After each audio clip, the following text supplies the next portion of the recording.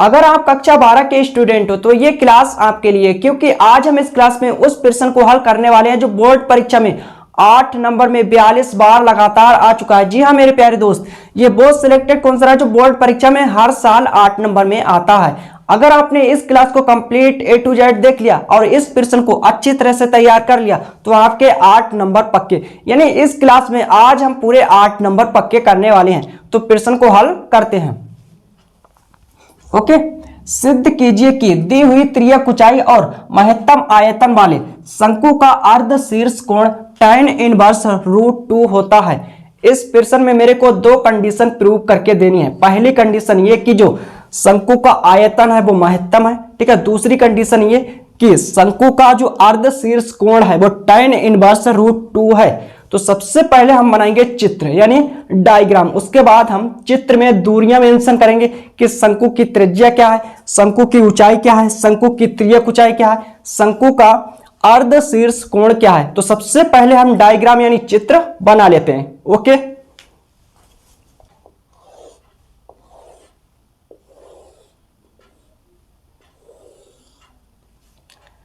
यह है शंकु। अब हम इस शंकु में दूरियां मेंशन करेंगे।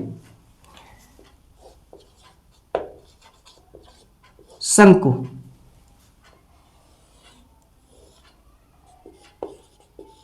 शंकु की त्रिज्या r, शंकु की त्रियक ऊंचाई या हम कहें तिरछी ऊंचाई l,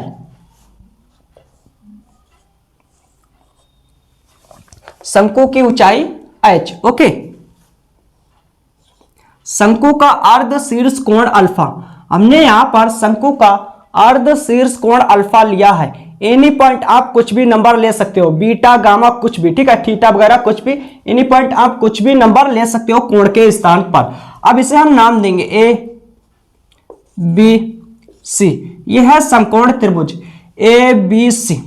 आई होप समझ आया होगा, ठीक है। अब हम लिखेंगे कि शंकु की त्रिज्या r, शंकु की त्रियक ऊंचाई या हम कहें तिरछी ऊंचाई l, शंकु की ऊंचाई h, ठीक है, शंकु का अर्ध शीर्ष कोण अल्फा। लेकिन पेपर में आपको हर एक पॉइंट को मेंशन नहीं करना है, केवल मेन पॉइंट को ही मेंशन करना है।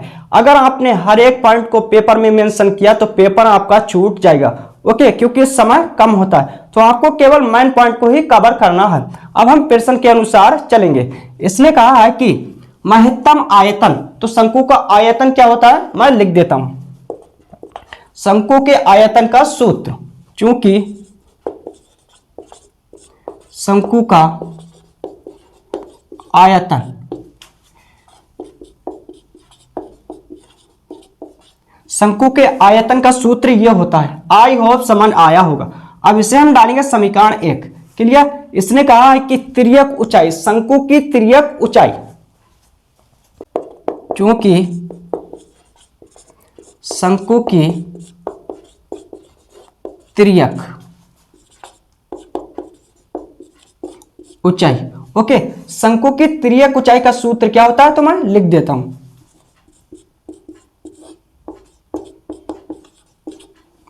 मैंने लिखा चूंकि शंकु की तिर्यक ऊंचाई का यह सूत्र होता है। अब हम इस सूत्र से r स्क्वायर का मान निकालेंगे और समीकरण 1 में रखेंगे, ठीक है। r स्क्वायर का मान निकालने से पहले हम दोनों ओर वर्ग करेंगे क्योंकि यहां पर रूट है। ओके, तो लिखेंगे दोनों ओर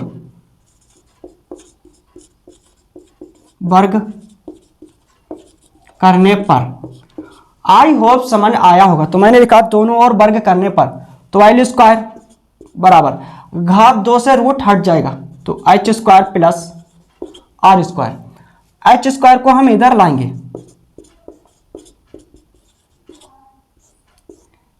इसे डालेंगे समीकरण 2। ओके, अब हम लिखेंगे समीकरण 2 से r स्क्वायर का मान समीकरण 1 में रखने पर। क्लियर। अब समीकरण 2 से r स्क्वायर का मान समीकरण 1 में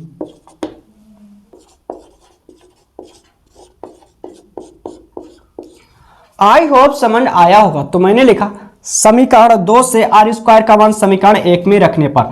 अब समीकरण 2 से आर स्क्वायर का मान समीकरण 1 में रखेंगे। ओके, तो नोट करेंगे b बराबर पाई बट्टे 3 आर स्क्वायर के स्थान पर ये मान रखेंगे गुणा h। अब हम h की इस ब्रैकेट के अंदर दो पद हैं, प्रत्येक पद के साथ गुणा कराएंगे।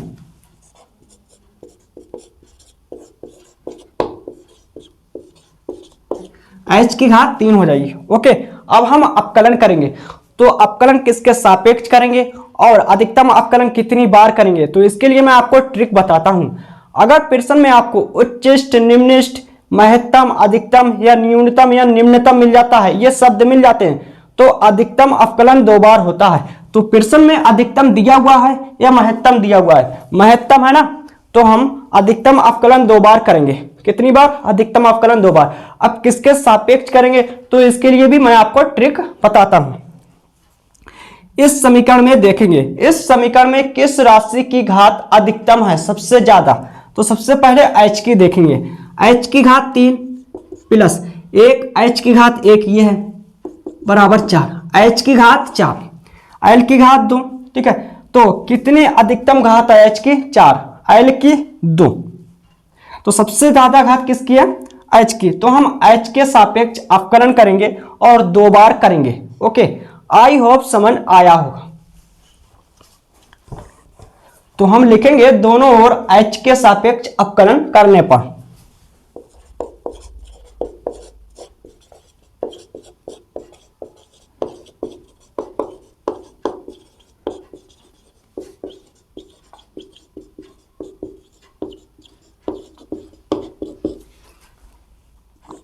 ओके, तो मैंने लिखा दोनों ओर h के सापेक्ष अपकलन करने पर।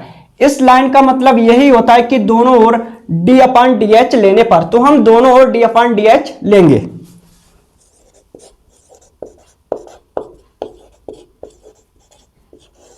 इसे नोट करेंगे।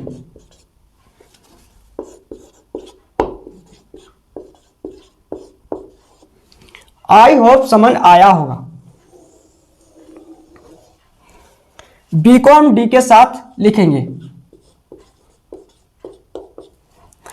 अब π/3 को बाहर निकालें क्योंकि अचर राशि है। इस ब्रैकेट के अंदर 2 पद हैं, प्रत्येक पद का h के सापेक्ष हम अपकलन करेंगे। ठीक है, जब इसका करेंगे तो l स्क्वायर अचर राशि है, बाहर निकालेंगे h का h के सापेक्ष अपकलन 1, और 1 की हम इससे मल्टीप्लाई यानी गुणा कराएंगे तो कुछ भी फर्क नहीं पड़ने वाला, माइनस। अब हम इस पद का h के सापेक्ष अपकलन करेंगे, तो चर की पावर अचर घात है, तो अचर घात पहले आएगी और एक घात घट जाएगी। ओके, अब हम पुनः करेंगे h के सापेक्ष अपकलन। पुनः h के सापेक्ष अपकलन करने पर, तो मैंने लिखा पुनः h के सापेक्ष अपकलन करने पर। ओके, यानी हम पुनः दोनों ओर d/dh लेने वाले हैं। इसे नोट करेंगे।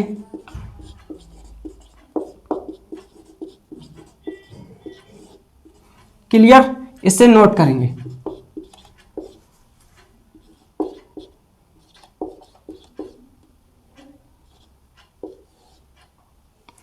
आई होप समझ आया होगा। इससे हम अपकलन के नियम के अनुसार लिखेंगे d²b/dh²। इसको मैंने अपकलन के नियम के अनुसार लिखा d²b/dh²। ओके, बराबर यह है अचर राशि, इसको बाहर निकालेंगे गुणा। अब यहां पर इस ब्रैकेट के अंदर 2 पद है, प्रत्येक पद का h के सापेक्ष अपकलन होगा, तो हम अपकलन करेंगे प्रत्येक पद का। जब हम l स्क्वायर का अपकलन करेंगे h के सापेक्ष, तो यह है अचर राशि, अचर राशि का अपकलन 0 हो जाता है। क्लियर?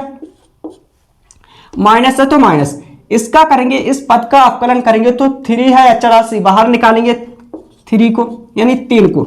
अब यहां पर h स्क्वायर का अपकलन करेंगे h के सापेक्ष, तो चर की पावर अचर घात है, तो अचर घात पहले आएगी और एक घात घट जाएगी। क्लियर? 3 एकम 3, 3 एकम 3, तो माइनस को पहले लिखेंगे 2 पाई h। आई होप समझ आया होगा। ओके, अब हम कंडीशन लिखेंगे। किसके लिए लिखेंगे? तो हम देखेंगे डी स्क्वायर के पास में कौन सी राशि है। डी स्क्वायर के पास में कौन सी राशि है? बी। और बी क्या है? शंकु का आयतन। तो हम शंकु के आयतन के लिए कंडीशन लिखेंगे। ओके, लिखेंगे बी के उच्चतम या न्यूनतम मान के लिए। बी के उच्चतम या निम्नतम मान के लिए। इसके लिए कंडीशन क्या होती है? जो एक बार अवकलन होता है उसको हम 0 के बराबर करते हैं। ओके, तो एक बार अवकलन ये है, इसको हम 0 के बराबर करेंगे। अब इसका मान रखेंगे ये। आप लोग इसे डायरेक्ट भी 0 के बराबर कर सकते हो।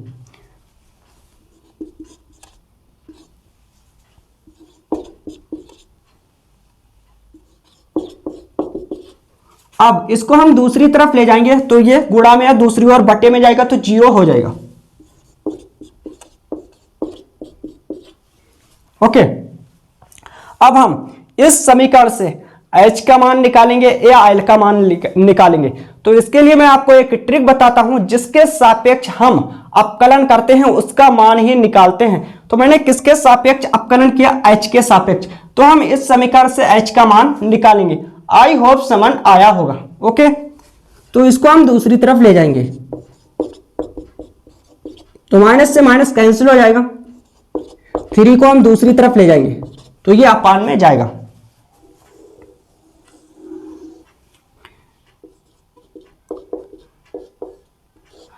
अब घात 2 को हम हटाएंगे, दूसरी तरफ ले जाएंगे तो रूट चढ़ेगा, और रूट अपने साथ प्लस माइनस रखता है।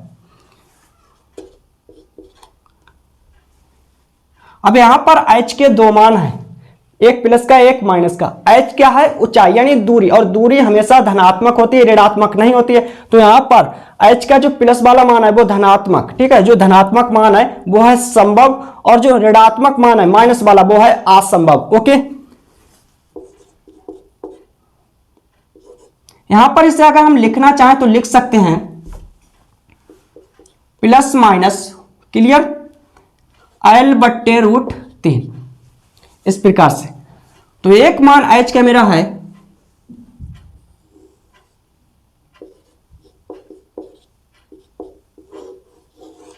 असंभव, h बराबर प्लस l बट्टे रूट 3 संभव। क्लियर? आई होप समझ आया होगा। Impossible, possible. अब हम h के इस मान पर चेक करेंगे कि जो शंकु का आयतन है, मैंने कहा अब हम h के इस मान पर चेक करेंगे कि जो शंकु का आयतन है, वॉल्यूम, वो महत्तम है या नहीं है। ठीक है, तो चेक करते हैं। तो लिखेंगे h बराबर l बट्टे रूट 3 पर ये मान हम किस में रखेंगे? जो 2 बार अपकलन होता है तो ये है, इसमें हम मान रखेंगे। ओके, -2 पाई h का मान रखेंगे l बट्टे रूट 3। क्लियर?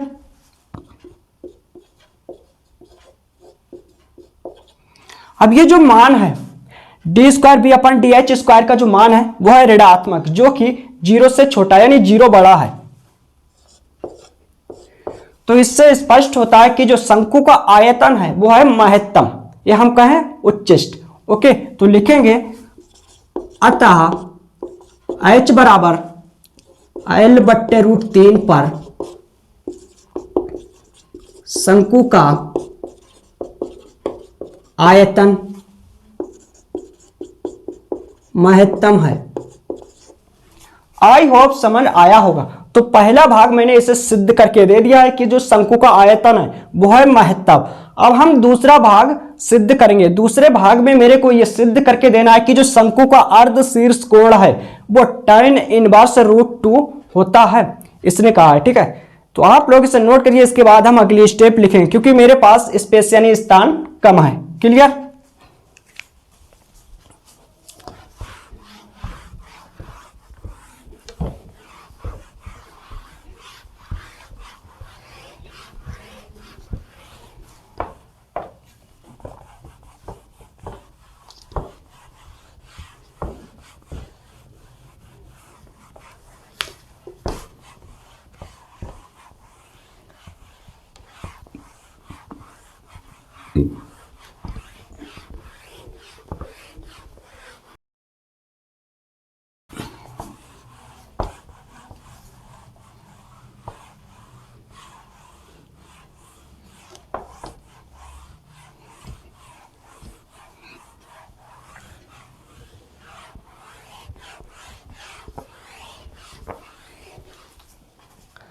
अब हम h का मान रखेंगे समीकरण 2 में। ओके, तो आप लोग यहां से नोट करना।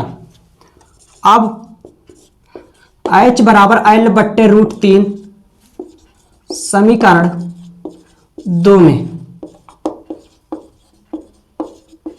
रखने पर, अब हम h का मान समीकरण 2 में रखेंगे, जहां पर h होगा उसके स्थान पर ये वैल्यू रखेंगे।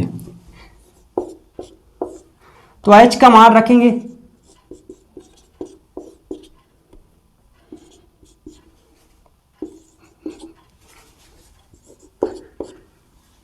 पूरे की घात 2 है तो हम कह सकते हैं हंस की घात 2 बट्टे हर की घात 2, एल की घात 2।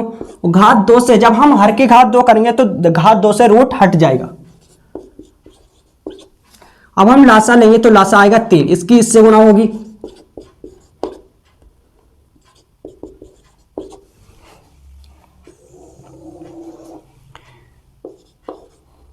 ओके, बट्टे 3। आई होप समझ आया होगा। अब इसको हम इधर लिखेंगे, इसको दूसरी तरफ, कोई भी दिक्कत नहीं होने वाली है।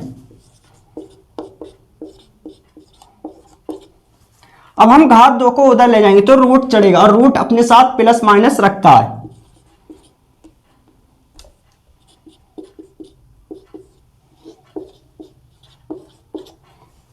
क्लियर। आई होप समझ आया होगा।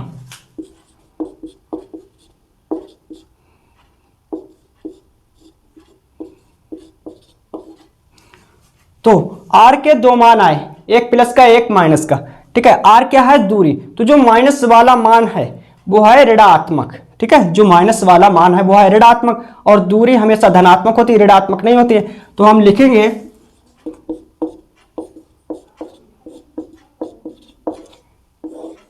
यह मान असंभव।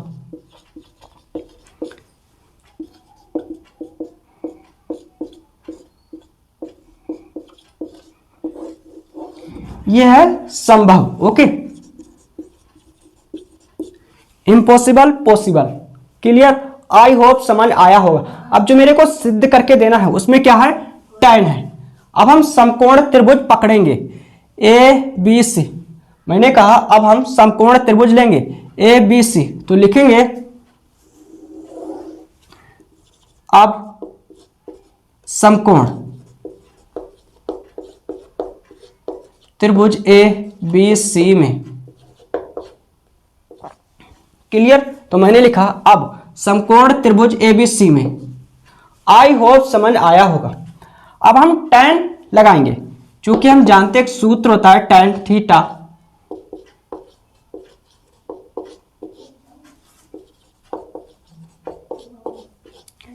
tan थीटा बराबर लंब बट्टे आधार, ये सूत्र होता है। किसकी सहायता से हम लिखते हैं?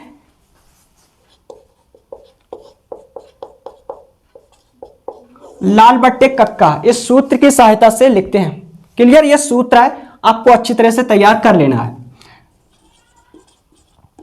अब यहां पर शंकु का अर्ध शीर्ष कोण क्या है? अल्फा, ठीक है, अल्फा। लंब क्या है इस समकोण त्रिभुज में? लंब क्या है? तो कोण के सामने वाली भुजा लंब होती है, तो लंब क्या है? आर। आधार, ठीक है, ए बी यानी एच। अब हम आर और एच के मान इसमें रखेंगे। क्लियर। तो r का मान ये है और h का मान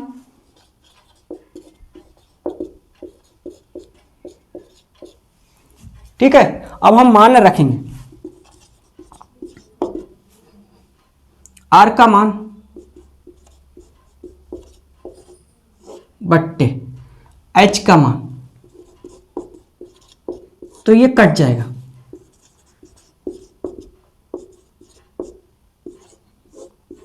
L से L कट जाएगा।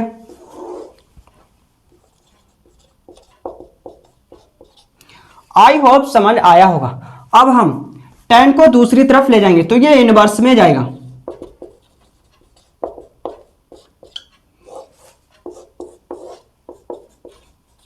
Hence proved.